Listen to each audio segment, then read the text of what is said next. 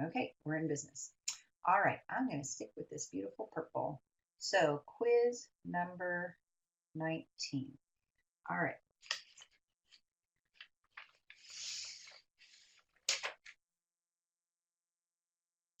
Okay, so write the term which contains a to the sixth in the expansion. I think I would like to review a few things. So let me just use a plus b raised to the n power with b to the r in it. So a term in the expansion of a plus b raised to the n power that has b to the r in it. Here's what it would be. So you would have a fraction as your coefficient. It's going to be n factorial divided by r factorial and also divided by n minus r factorial. Then you'll have a raised to the n minus r power and b raised to the r power. Okay, so it's a little more confusing when you've got all these letters going on, okay? But this pattern or this formula, so to speak, for a specific term, it's exactly what I'm going to use for number 19. So it says, find the term that has a to the sixth in it in the expansion of this a squared plus 2b, all of it raised to the 10th power. Okay, so I like to kind of start out the basics of my answer. So I do a fraction sign, I do my factorial symbol in the numerator, and then 2 factorial symbols in the denominator. And then I like to put parentheses for my, I'm going to call it quote A, and then parentheses for my B. Okay, in this case, my A is actually a squared, and my B is 2b. So it's your first term, your second term of your binomial. Okay, and then I start piecing together what goes where. So they asked for a term that has a to the sixth in it. So look at this first set of parentheses. I have a squared in that. And so to be a to the sixth, doesn't this exponent right here have to be a 3? So when I raise a squared to the third power, I will get a to the sixth. And so this term will have a to the sixth in it. Well, my pattern is that if you look, let me do this in red. If you look at my formula that I have up here, this n to the r is my exponent for a, and r is the exponent for b. Well, if you add those together, the r's cancel out, and you get a total of n, and n is my exponent of my binomial that I'm raising. So that means I need my 3 plus something to equal 10. Well, isn't that a 7?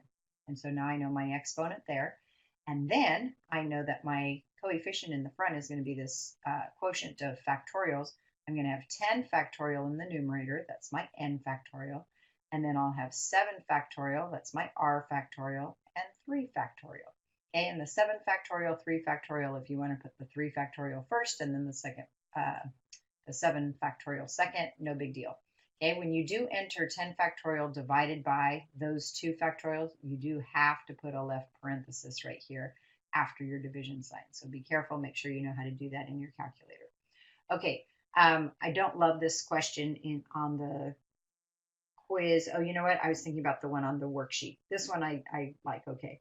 It's kind of a big number, but so you enter your 10 factorial divided by left parenthesis, 7 factorial, 3 factorial.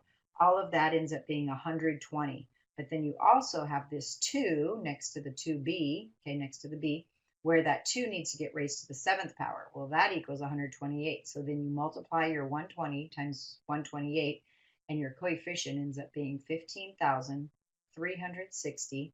And then your variables, a to the 6th, so there's my a to the 6th, and then b to the 7th. And by the way, once you simplify, depending on what your terms are in your binomial, typically your final answer will not have the same patterns. So notice my 6 plus 7 does not equal 10. That's okay. Don't worry about the patterns after you've done the initial pattern. And then once you simplify, oftentimes the patterns kind of go away. Okay. Chris, I do have some suggestions on memorizing the equations. I'll get to you in a moment, okay? All right, let me go back and see what else we've got here. Okay, Addie is asking for 17B on the quiz. All right, yes, I can do that. All right, quiz number 17B. Okay, it says n plus 1 factorial divided by n minus 1 factorial. So I'm just going to use an example of 5 factorial. The meaning of 5 factorial is that you start with the number 5 and then you go down by 1. So if I subtract 1 from 5, I get 4. And I multiply it by down by another 1. So 3 times 2 times 1. So do you agree to get 4 out of the first number 5? I subtract 1 from it, and then subtract 1 from 4 and you get 3, and subtract 1 from 3 and you get 2. So I'm going to do that exact same thing with this. I'm going to start with n plus 1. That's my first factor, because that's what's in the numerator, n plus 1 factorial. And then I subtract 1 from that. Well, that gives me just n. And then I subtract 1 from that, I get n minus 1. Subtract 1 from that, I get n minus 2, and so on. It keeps on going until I get to the integer 1. So I'm just going to put dot, dot, dot up to 1, okay? Then in the denominator, my first factor is going to be n minus 1. Well, let's line that up so that it's right underneath the n minus 1 that I had in the numerator. Then I subtract 1 from that, I get n minus 2, and so on until it gets down to 1. So can you see that? Let's do beautiful blue. That my n minus 1s will cancel because they're factors. N minus 2s will cancel. Everything will cancel until finally I get to my 1s. So what's left? These 2 factors. Okay, and I'm not sure what the other teachers are wanting you to put as your final answer. I'm okay with my students leaving it as n plus 1 times n and just leaving it like that. It just kind of shows what the factors are that remain. Okay, of course, if you distribute it, it'd be n squared plus n, and that's not wrong because that is what you get. Do not put any factorial symbols in your final answer because there aren't any. Okay, there you go, Addie. Okay, Chris, can I do 22 on the quiz? Yes, I can. Okay, anytime you guys have a word problem with these patterns, sequences, and series, and so on, I would suggest that you write out at least 3, if not 4, of the first terms so you can kind of see what's going on. Okay, so it says during the school year, a lacrosse player notices that she spends less time practicing each day than on the previous day. If she spent 210 minutes on the first day, so I'm going to write the 210, I'm going to write minutes so I know what my units are, and I'm going to put a 1 and circle it underneath. That is the first day. And then 90% of each day's time on succeeding days, then they say round answers to the nearest hundredth if necessary. Okay, so 90% of the time, that means I'm going to take my 210, multiply it by 0.9, and it tells me how much time she spent the second day, 189 minutes. That's day 2. Then I'm going to multiply by 0.9 again, and I get 170.1. Let's do it one more time, and I get 153.09. I don't really think I need to go any further than that. So there's 4 terms, okay? Now, from doing this, I multiplied, so I know this is geometric. I'm going to put a capital G and circle it just to remind myself, and I know that my R is equal to 0.9. Okay, so let's see what they ask for now. So it says, notice I did all that and I haven't even read the first question yet, okay? They just told me how her practice schedule works. Okay, so it says, how much time did she spend practicing on day 14? So since each of these numbers that I've written down are terms in my sequence, okay, term 1, T sub 1, T sub 2, T sub 3, etc., they're asking me to find T sub 14. So I know it's geometric. I would personally write the formula out without any numbers plugged in. I'm just going to write the formula. This is T sub n for geometric, so it's T sub 1 times R to the n minus 1. Okay, and we're specifically looking for T sub 14. Okay, I know my term 1 is 210 minutes. I know my R is 0.9. And then since my n equals 14, my exponent will be 14 minus 1, which is 13. Okay, so then you plug that in your calculator, and you need to practice plugging that in your calculator and see if you get that T sub 14 is, I believe this is an approximation, 53.38. I'm rounding to the nearest hundredth. It said if necessary. And so that's my answer, and it's in minutes. Okay, so she started out practicing 210 minutes on the first day, but by the time she gets to the 14th day, just 2 weeks later, She's only down to, she's all the way down to 53 minutes. Okay, how much total time did she spend practicing in 2 weeks? So we just found T sub 14. Now they want to know S sub 14. S stands for sum, whereas T stands for term. So see how I just found a term number, how much she spent time practicing on that one day. Now I want to know how much time altogether she's practiced the whole 2 weeks. So I'm going to write my formula for S sub n. This is geometric, so it's T sub 1 times quantity 1 minus r to the n all over 1 minus r. Okay, specifically we're looking for S sub 14, so I know my n is 14. Okay, T sub 1 is 210. Then I have 1 minus, my r is 0.9. My n is 14. Ooh, that's a bad 14. Okay, and then all over 1 minus 0.9. So if you'd like, you can cross this out and say it's equivalent to 0.1. And then I would plug that all in my calculator. You should plug it in and make sure you get this answer. S sub 14, I think we have to round off again, is approximately 1,619 minutes. And then I'm rounding to the nearest hundredth, so 0.59, and those units are minutes. Okay. Finally, it says, if she lived forever, how much time would she spend practicing? That implies that it's going to go on and on and on and on. And by the way, since my absolute value of r is less than 1, I know this is a convergent geometric series. It's getting smaller, smaller, smaller. Okay, so for that part C, it's wanting what I call big fat S. So big fat S is T sub 1 all over 1 minus r. My T sub 1 is 210. 1 minus 0.9, which equals 0.1. I divide those and I get that S equals 2,100, and the units are still minutes. And that's your answer for S and part C. Okay, there you go. Okay, let's see. Patrick, number 18 on the quiz. Okay, 18 is a full expansion. All right, they want us to multiply out 3x minus y, all of it raised to the 4th power.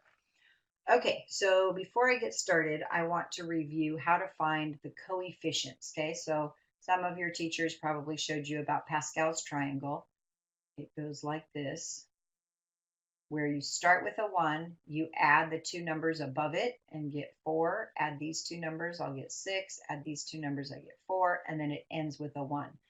And have you noticed that that is a palindrome? If I read this going left to right, I get 1, 4, 6, 4, 1. If I read it right to left, I get 1, 4, 6, 4, 1. So that's important to know.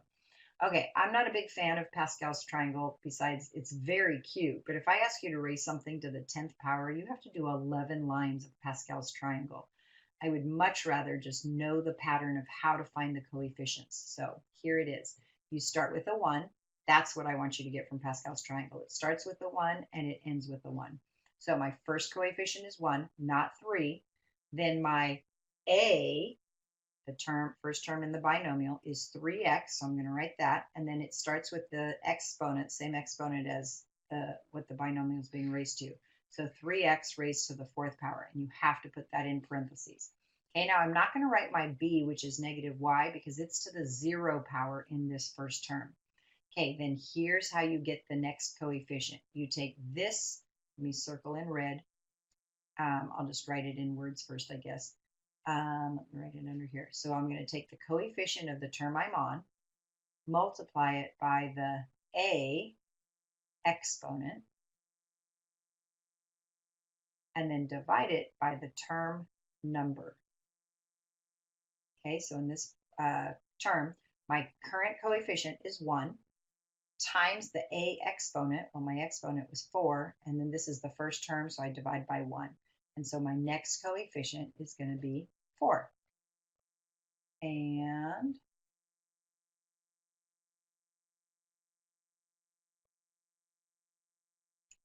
so it's going to be plus 4. And then I take my A, which is 3x, raise it to the 3rd power, 1 less than what it was. And now we're going to see our B, which is negative y, to the 1st power. Notice the degree of the first term is 4 and the degree of the second term is 4. That's going to stay consistent. Okay, I'm going to do, excuse me, that same pattern for figuring out the next coefficient. So I take the current coefficient 4, multiply it by the a exponent, which is 3, and then this is the second term, so I divide by 2. 2 goes into 4 twice, and 2 times 3 equals 6. So my next coefficient is 6. My 3x will be squared. My negative y will also be squared. Okay, and then I'm going to continue down here. All right, but here's the deal. I have 5 terms in this expansion, okay? It's always one term more than the degree that we're raising it to. So they asked us to raise it to the 4th power, so I know I'm going to have 5 terms. So out of the 5 terms, I have 1, 4, 6. So I know my next 2 coefficients are going to be 4 and 1. And so I'm going to use that knowledge to not have to do that whole calculation thing again. So I know my next term is plus 4. My 3x will be to the first, my negative y will be to the third, and I checked my exponents. Yes, they do add up to 4, so I'm good so far. Okay, and then my last coefficient is going to be 1. My 3x is to the 0 power, so I'm not going to write that at all. And then my negative y is, oops, my negative y is to the 4th power. And there you go. So now I'm going to simplify that. That 3 has to get raised to the 4th power. I'll bet you some people are going to put 3x to the 4th, and that is completely wrong. It is 81x to the 4th minus 108x cubed y. Okay, so that is my 27, my 3 cubed, times 4 gave me 108, negative 108. The negative is because of the negative y, the negative in front of the y raised to the 1st power. Okay, my 3rd term is plus 54 x squared, y squared, then minus 12 xy cubed, and finally plus y to the 4th. Okay, and again, let me reiterate that when you expand like this and simplify, all the patterns go away once you simplify, depending on what your a and your b are. Okay, but here my exponents, actually the degree of my exponents is still 4. That's because my a was a 3x to the 1st power, and my b was also, a negative y, but to the 1st power, because there were no other powers inside the parentheses. That's why my pattern of having the degree 4 stayed the same. Okay, but oftentimes that'll go away. Okay, there you go. Let's see, that was number 18 for Patrick. Okay, Dylan, hi Dylan, 17A on the quiz.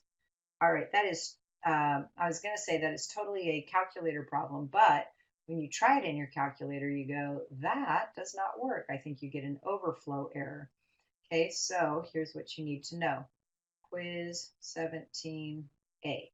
All right, so it says 90 factorial divided by 87 factorial and also 3 factorial. Okay, so 90 factorial means 90 times 89 times 88 times 87 times 86 times 85, and it keeps on going until you get to the integer 1. Okay, in the denominator, I have 87 factorial that starts with 87. Notice where I'm writing it, right underneath the factors on top, times 1 less than that, 86, 85, and then dot, dot, dot until we get down to 1. Okay, so let me cross out in red. My 87s are going to cancel. My 86s are going to cancel. 85 cancels. Everything cancels until I finally get to 1, and those cancel. Okay, so so far I have this 90 plus 89, times 88, and that gives me that whole factorial thing, but I still need to divide by 3 factorial, which is the number 6, because it's 3 times 2 and then times 1. Okay, so then you do this, you can do in your calculator, right? And you end up getting 117,480. If you are relying on the factorial button, you cannot. Okay, this 90 factorial is too large for your calculator to handle, so you have to understand what I just did. Okay, Dylan, I hope that helped. Okay, anything with logs, I don't understand how to do it. Okay, so the types of problems where you need to use logs in this chapter is when we're solving for n in a geometric series. When they're asking us, say they tell you how many, uh, not how many terms, what the sum of the terms is, and they're asking us for how many terms. Okay, that's when you need to use logs. So let me show you that on number 16. You know what? Have we done 16? I don't think so. Okay, so quiz number 16. I keep having a problem drawing my sixes well. Okay, so question number 16. They tell us to determine the number of terms in the geometric sequence. So I'm going to put capital G and circle it for geometric. And then here are the hints they give us. T sub 1 equals -3. R equals 2. And S sub n equals -189. Okay, so the directions say determine the number of terms in the geometric series with T sub 1 given, R given, and S sub n given. Since they gave me S sub n, I'm going to write my formula. Excuse me, my formula for S sub n geometric. Okay, and I know, Chris, you have that question about memorizing formulas. Okay, so this is geometric. So I'm going to go T sub 1, the quantity, 1 minus R to the n, all over 1 minus R. Okay, T sub 1 is -3. 1 minus, they told me my R was 2, raised to the n power.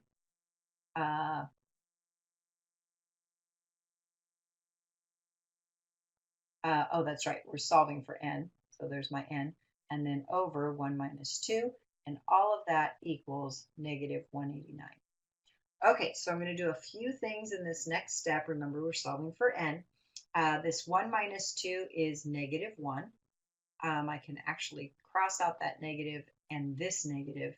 And so I'm going to divide -189 by +3. And so we get -63. And so that equals 1 minus 2 to the n. So next I'm going to subtract 1. I get -64 equals -2 to the n. I'm going to multiply both sides by a -1, and that becomes positive, and that becomes positive. Now let's say you don't know that 64 is 2 to the 6th power. And maybe that's not a far fetch, and you actually don't know that it equals that. This is where you have to know logs. Okay, so right now my equation says 64 equals 2 to the n power. Okay, so I'm going to write log, and then I need to ask myself log base what? Base 2 of what? 64 equals what? N. So let me show you a little around the world to change an equation from logarithmic to exponential form. Or actually I went exponential to logarithmic form. So I'm going to circle the base and go toward the equal sign. Okay, that direction. So we write log base 2, that's the thing I circled, of 64 equals n. Okay, so that's my little around the world. Now, log base 2 of 64, I don't have a log base 2 button in my calculator, so I must know the change of base formula. So it's going to be log, and I'm going to assume base 10 of 64 divided by log, also base 10 of 2. Okay, and that's just your plain change of base formula. If you have any trouble remembering that, just remember the 64 is above this dash line, the 2 is below the dash line. It's exactly the same for the change of base formula. Okay, so when you do that in your calculator, you are going to get that n equals 6. Okay, there you go. And your n must be an integer. If it's not, something's up. Something's wrong. It must be a positive integer, I should say. Okay, there you go, Maddie. Okay, could I maybe do a word problem? Well, I did do the lacrosse player word problem on the quiz, number 22. Let's see if somebody else has a question on a word problem. Okay. Oh, excuse me. Joseph is asking for quiz number 6 and 7.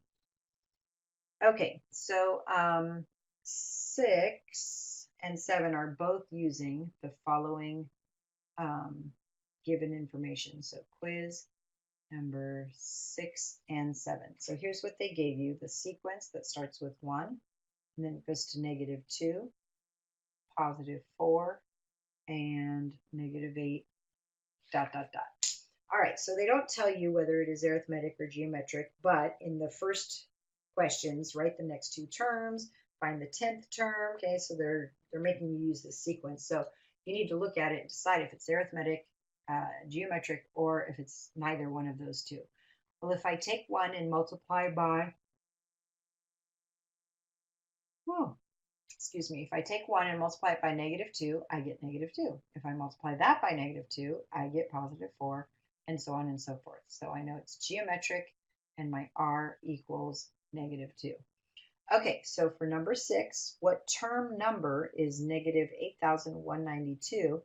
Well, term number, that's pretty easy to do. So I'm going to write T sub n equals, I know this is geometric, so T sub 1 times R to the n minus 1. Okay, that's for T sub n geometric. All right, so we know that our T sub 1 is the number 1. We know R is -2. I'm going to be solving for n here in a moment. And then I know that they gave me -8,192, and we are trying to solve for n. Okay, so this T sub 1 being a 1 kind of makes it nice. I don't even need to worry about that, okay? So right now I have -2 raised to the n minus 1 power equals -8,192. Okay, now if -2 raised to some power equals -8,192, then +2 would raised to that power be equivalent to +8192. All right, so let's do this with changing it to logarithmic form. I would go log base 2. I'm going to do that same circle thing again. I'm going to circle the base, go toward the equal sign. So log base 2 of 8,192 equals, and then you go around the world, equals n minus 1. Okay, so we don't have a log base 2 button in our calculator, so we're going to go log of 8192 over log of 2. Okay, and then I have it right here.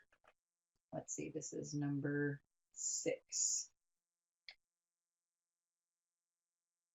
There we go. I get 13 when I do that in my calculator. So 13 equals n minus 1. I'm going to talk to myself. I'm adding 1. So I get n equals 14. Took 14 terms for that term to get to -8,192. Okay, that is number 6. Number 7.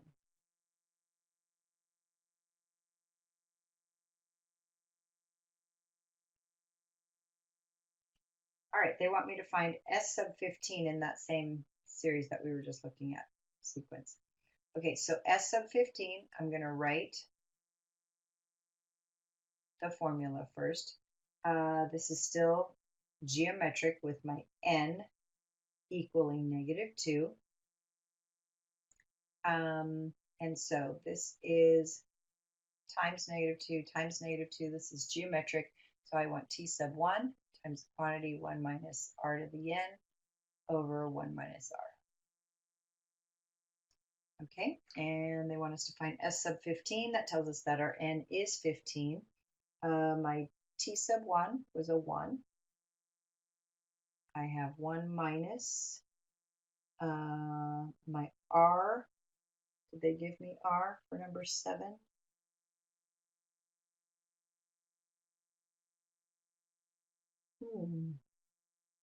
Okay, I am getting tired, you guys. I'm losing my focus. All right, so I have S sub n formula. We know our T sub 1 is 1, okay, and then 1 minus, oh, our R is -2. That's where I was blanking out. My N is 15 over 1 minus a -2. Okay, this is a great example of where you need to be really careful with your negatives. Let me do this in red so it stands out. In the denominator, I have 1 minus a -2. Well, that turns into 1 plus 2. There, I can do that. But up here in the numerator, look at my -2 raised to the 15th power. Do you agree that will end up being a negative, a large number, but in the negative direction? Okay, so because of that, I will have 1 minus a negative, and it will end up becoming a plus. Okay, 1 plus this number. But if that 15 had been a 16, all they would have had to do is ask for S sub 16. Then that -2 to the 16th would be positive, and then it would be 1 minus that big positive number. Okay, so you've got to know what you're doing as far as your negative signs are concerned. Okay, so double check that you can enter this in your calculator correctly. I would do some steps like simplify that denominator is just to divide it by 3. But anyway, when you do that, you end up getting 10,923. Okay, so double check that in your calculator. Make sure you do the parentheses around the negative and then caret 15. Make sure you do that correctly and see if you can get that answer. Okay, all right. Chris, so here are my strategies on the formulas. We're going to write all the formulas out here, okay? Let's use beautiful purple.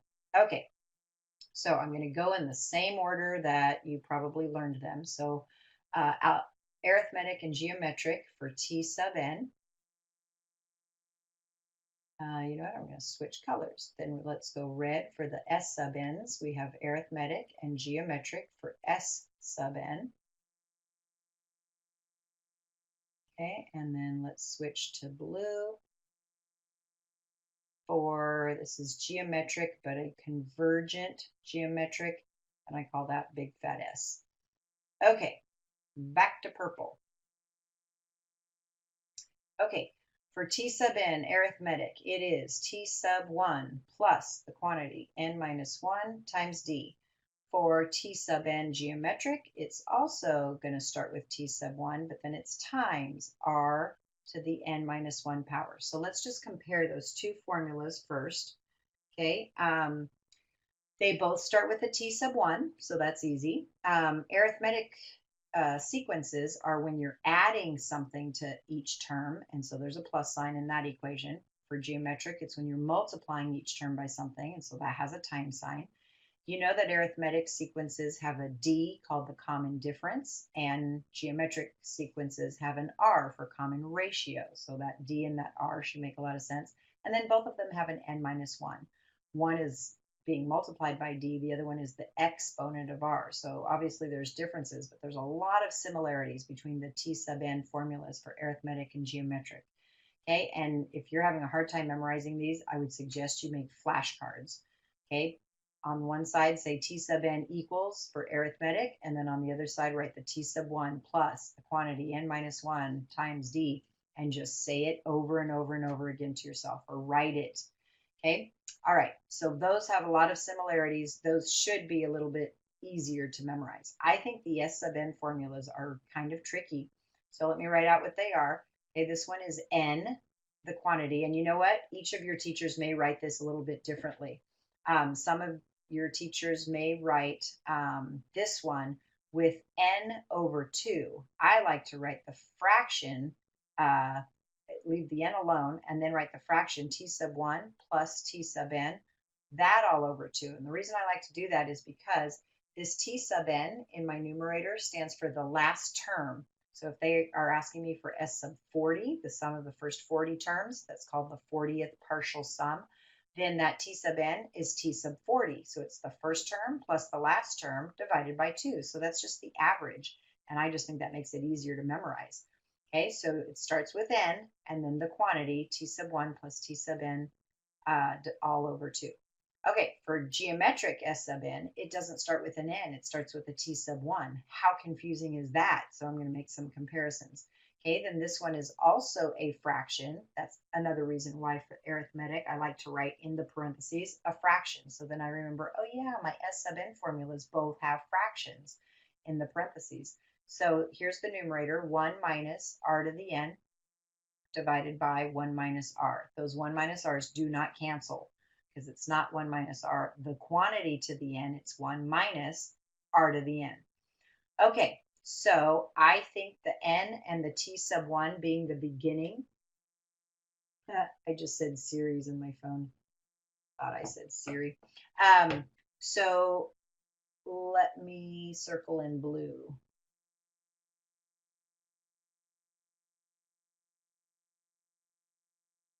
So dark. Here we go.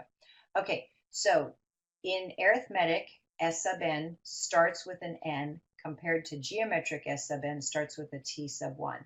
So doesn't A come in the alphabet before G and N comes in the alphabet before T? So that's how I remember which one it starts with.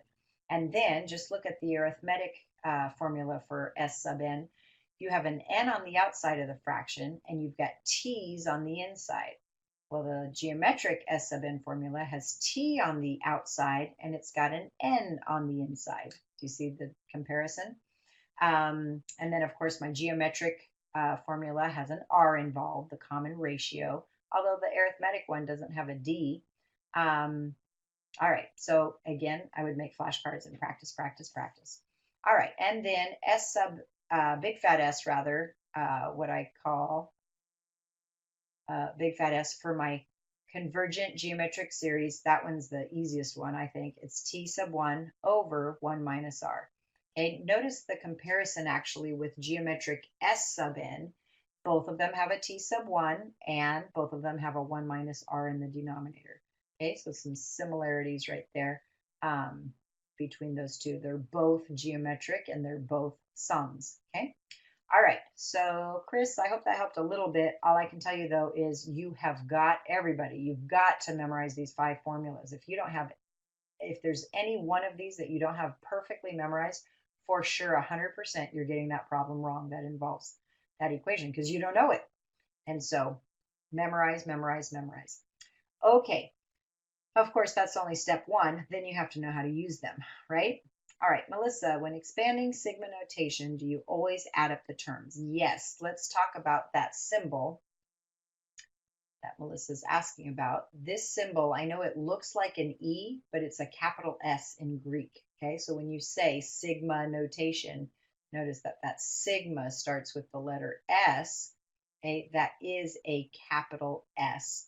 And so it means the sum of, you know, whatever the formula is. Let's just say it's a 2k plus 1, okay? And you know what, it wouldn't be 20. Let's switch that to, I don't know, 5.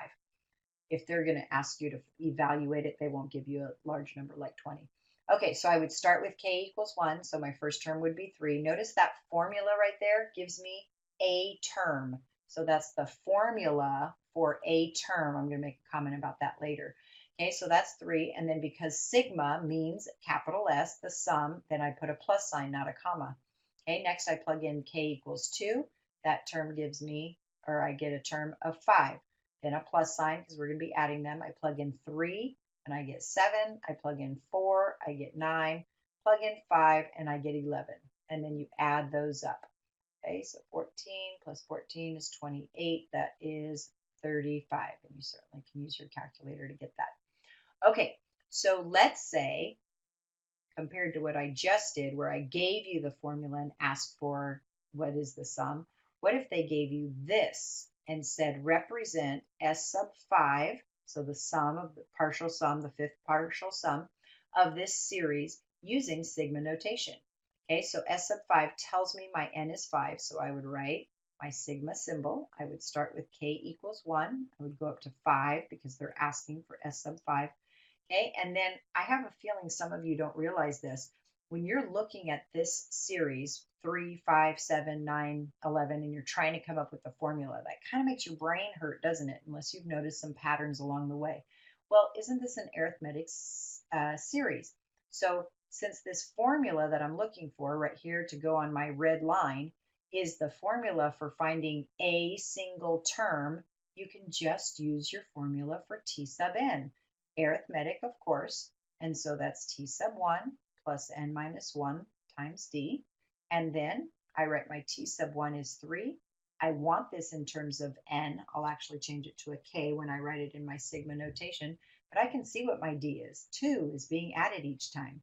So now I just need to simplify this. So I'm going to distribute the 2, so it's 3 plus 2n minus 2. So let's write it as 2n plus 1. My 3 minus 2 is a positive 1. And then instead of literally writing 2n plus 1, I'm going to write 2k plus 1. And that would be my sigma notation for S sub 5. Okay, and typically on those, when they're giving you the series and asking you to come up with the formula, they usually say do not solve. Okay, and so we're not going to solve that, although we already did up above. Okay. Okay. All right, I think I missed some. By the way, it is 8:12. I am stopping at 8:30. So if I don't get to all of your questions, sorry. Okay.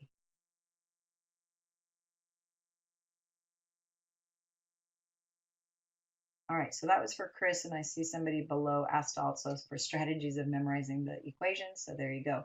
Okay, when expanding sigma notation, do you always add up the terms? I just answered that for Melissa. Okay, Kendall, sorry, we're going to have to stick with the word problem that I did earlier, number 22 on the quiz.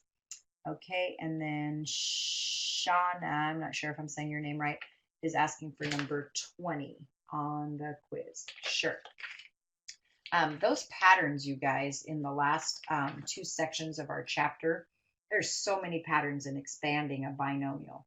And if you look at the backside of your quiz, that whole backside practically, well, half of that backside is those last 2 sections. Okay, so number 20 on the quiz asked you to come up with the 10th term of this expansion, x squared minus y raised to the 13th power.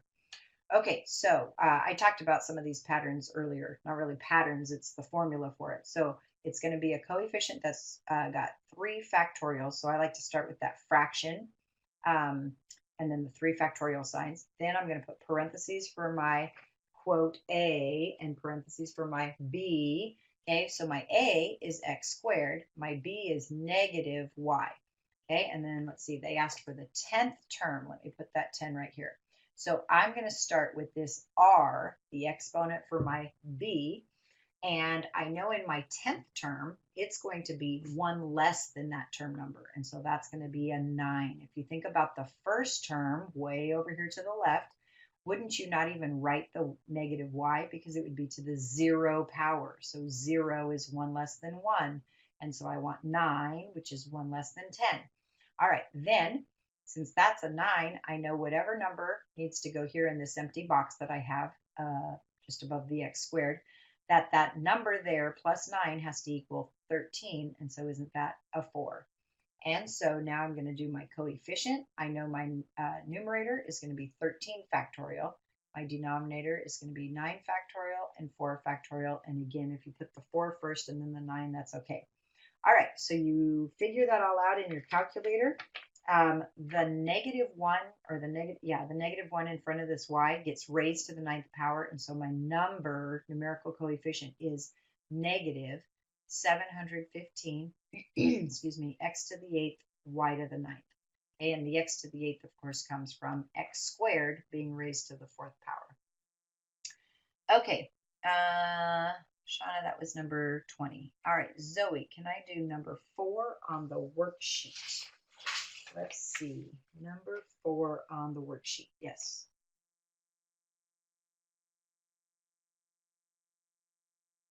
Okay, let's write worksheet number 4. Okay, they said insert 5 real geometric means between 6 and then 1, 2, 3, 4, 5 and 384. And I know there's going to be 2 answers, 1, 2, 3, 4, 5, 384. So let me just write that twice. Okay, so they told me it was geometric, so I'm going to write G for that. I know T sub 1 equals 6, and then 1, 2, 3, 4, 5, 6, 7. I know T sub 7 equals 384. Since I know terms, I'm going to write my formula for geometric for T sub n. It's T sub 1 times r to the n minus 1. My T sub 1 I know is 6, and then I'm going to put the 384 over here, and since I know that's my seventh term, that tells me that my n is 7. Now I'm solving for r, so I can figure out what to put in each of those blanks. Okay, so your first step is to divide 384 by 6. This is number 4. Let me try to find my work. Here it is. When I divide 384 by 6, I get 64 equals r to the 6th. In order to make sure that I get the two real answers, I'm going to take the cube root of this, or you know what, you could take the 6th root. Because that is an even exponent, the r to the 6th, when you take the 6th root of both sides, you've got to say, but don't forget plus or minus right here. Okay, so I'm going to get plus or minus 2 for my r. Okay, and if you raise that positive 2 to the 6th power, you get 64. If you raise negative 2 to the 6th power, an even power, you also get 64. So you can see that there's two different answers, two real answers. So I'm going to write r equals 2 here and r equals negative 2. So whoever's grading my test can see what I'm doing. So I'm going to get 12, 24, 48, 96, let me double check, 192. And then don't stop right there, you guys. Multiply 192 by 2 and make sure you get 384. And you do. All right, so then for my second line, I'll have a negative 12, positive 24, negative 48, positive 96, negative 192, and then positive 384. Okay, so there you go. All right, I'm trying to go quickly so I can try to get to your guys' questions. Okay, Jack, we talked about sigma notation. I hope that helped. Kevin, you too. Okay, can you explain 2F on the skills practice chapter review? Let's see. Skills practice chapter review, 2F. What is the convergent sum of the series? Okay, so it's a little awkward wording, I guess. Let me write that this is worksheet number 2F. All right, so whenever they talk about convergent, okay, that means it's a geometric series that is converging. That means the absolute value of r must be less than 1 for it to be converging or convergent. Okay, and they had given you 640 as the first term, and then 320 as the second term, 160. Ooh, I can see these are getting divided by 2. Doesn't that mean my r equals 1/2? Because dividing by 2 is the same as multiplying by 1/2. Since 1/2, the absolute value of 1/2 is less than 1, this is convergent. And so they just wanted big fat S. It's my fifth equation, T sub 1 over 1 minus R. Okay, so my T sub 1 is 640. 1 minus 1/2. I'm going to cross that out and say that's 1/2. And I can actually do that in my head because isn't 640 divided by 1/2 the same as 640 times the reciprocal of 1/2, which is times 2. And so I get 1280 for my sum. Okay, and there you go. Okay. All right, so everybody asking for tips on the formulas. Make flashcards, okay? You can go back to what I mentioned about similarities and differences and all that. Hopefully will help you, okay? But you've just got to make flashcards and repeat it, repeat it, repeat it. I'm kind of guessing if you're asking all these tips about memorizing the formulas, probably when you did your homework and you were just doing one formula over and over and over again, you didn't write it over and over and over again. You either copied it from your notes or copied it from the book, or you just started plugging in and you didn't write the formula with the letters every time. And you really should have, because now you would have them memorized if you had. Anyway, so repetition is what your brain needs to be able to remember it. Okay, Phoebe, what is the geometric mean of 25 and 100? And it says 2 possible answers. All right, so that's from the textbook. I'm just going to copy what you just wrote. Okay, so the geometric mean is implying 1 geometric mean between 25 and 100, but it said that there's two possible answers. Okay, so let's write the 25, the 1 blank, and the 100 twice. Okay, so they told me it was geometric. I'm going to, since I have two terms from my three terms there that I'm trying to figure out the missing middle one, I'm going to write a formula for T sub n geometric. Why? Because I have terms. We're not adding these up, so of course it's not S sub n. Okay, so T sub n equals T sub 1 times r raised to the n minus 1 power. All right, so my T sub 1 is 25. My other term I know is 100, and it's the 1, 2, third term. So that tells me that my n is 3. So r is what I'm trying to solve for, 3 to the 3 minus 1 power.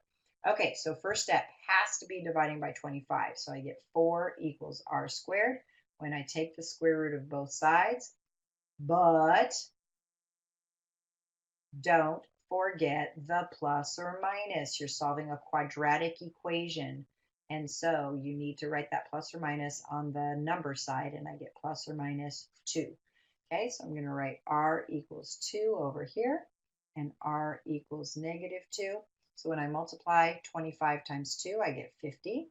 Multiply it by 2 again, I get 100.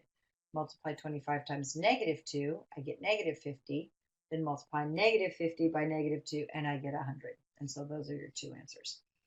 Okay, I'm having trouble with number 19 on the quiz in your calculator.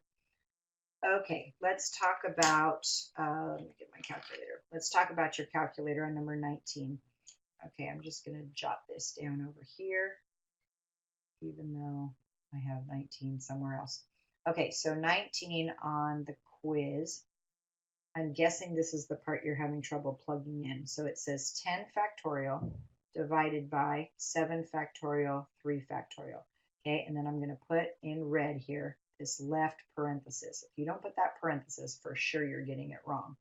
Okay, so who is this? Maddie, will you do this with me in your calculator? All right, so you enter in 10, 1, 0.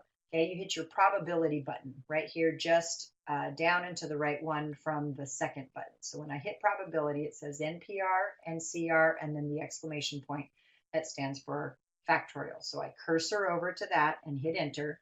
My calculator screen now says 10 factorial. Go ahead and hit enter just so you can see what it is. It is 3,628,800. Okay, then I'm going to hit divided by. This is where you have to do a left parenthesis or else you're getting it wrong. So then hit 7, the probability button, cursor over to the exclamation point. So that says 7 factorial. I don't believe you even have to hit times. You can just now say 3 factorial, probability button, cursor over, hit enter. And then I'm not even going to close the parentheses. I'm going to hit enter again, and you get 120. Okay, and that is the correct answer for this, 120. Now that on number 19 is not my coefficient for the final answer because you also had an a squared being cubed, but then here you had 2b being raised to the 7th power. So when I do 2 caret 7, that's 128. So I need to take my 120, multiply it by 128, and then I'll have a to the 6th, b to the 7th. And so the final answer for that, that's a funny 7, 120 times 128 ends up being 15,360, and then a to the 6th, b to the 7th. That is your final answer. Okay? All right, Maddie, I hope that helped. Okay, 10, 11, and 12. Whew, on the quiz. Let's see. 10 has an A and a B, 11 and 12. Okay. All righty. Quiz number 10A. All right, 10A asks us to write sigma S sub 40 in sigma notation. S sub 40, ooh, that 4 is bad. S sub 40 in sigma notation. All right, that just means you write your sigma symbol. Underneath it, you write k equals 1. Above it, you write 40. Okay, that's not so bad. And then I just need to write the formula right here for each term. This is what they gave you. 3, negative 12, plus 48, minus 192, plus dot, dot, dot. Okay, so when I look at that, I go, oh, I know this is geometric, and my r equals -4. So you guys, absolutely without a doubt, don't try to guess what the formula is. Just use your T sub n formula. You've got all these terms, right? Or what I'm trying to look for, rather, is the formula to find each term. Okay, and so let's just use our formula. This is geometric, so T sub 1 times r to the n minus 1. I know I'm going to put k instead of n, but anyway, my first term is 3. I know my r is -4, and then instead of that n, I'm going to write k minus 1. So here's my formula. 3, the quantity, -4 raised to the k minus 1. And you should probably plug in a couple of k's and make sure you get the first, let's say, 3 terms, and then you know you're right. Okay, so the answer is this sigma notation, and notice that said, write it in sigma notation, do not evaluate it. Okay, number 10b is asking for S sub 23 for 8 plus 13 plus 18 plus 23 plus ... So I can see right away that that's arithmetic, and my D equals 5. And so here's my sigma notation. So I write K equals 1 up to 23, and then all I need is the formula. Well, that is arithmetic, so I'm going to write T sub n for arithmetic, and it's this. I want this in terms of n, so I write 8 plus n minus 1 times my D is 5. I'm going to distribute the 5. I want to simplify this.